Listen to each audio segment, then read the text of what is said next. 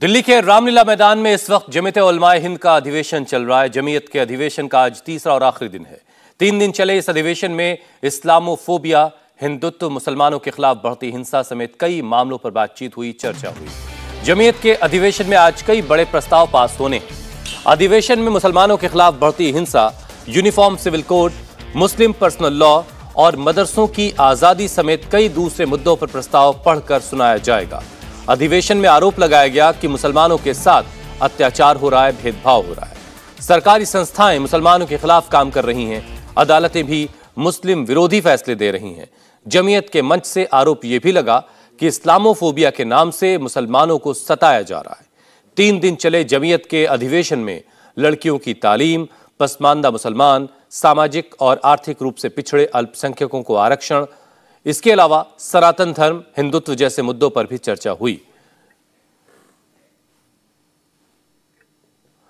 जमीयत के अधिवेशन में दारुल उलूम देवबंद के मौलाना अरशद मदनी ने बड़ा बयान दिया। अरशद मदनी ने कहा कि 20 करोड़ मुसलमानों की घर वापसी का मंसूबा बनाया जा रहा। इस स्मार्टफोन के युग में भी ये फोटो स्टूडियो बना के साल में 30 लाख कमा रहे हैं। आपको भी ये कमाना है, उनसे सीखना है तो फ्रीडम ऐप को अभी डाउनलोड कीजिए।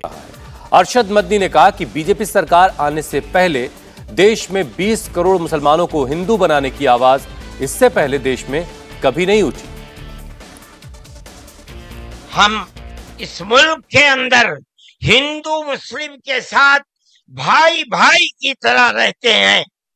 हमने मुल्क की आजादी के बाद, बदकिस्मती से मुल्क की तकसीम के बाद से हमने इस मुल्क के अंदर आपस के इख्तलाफ को देखा, यहाँ तक के इख्तलाफ। इस स्मार्टफोन के युग में भी ये फोटो स्टूडियो बना के साल में 30 लाख कमा रहे हैं।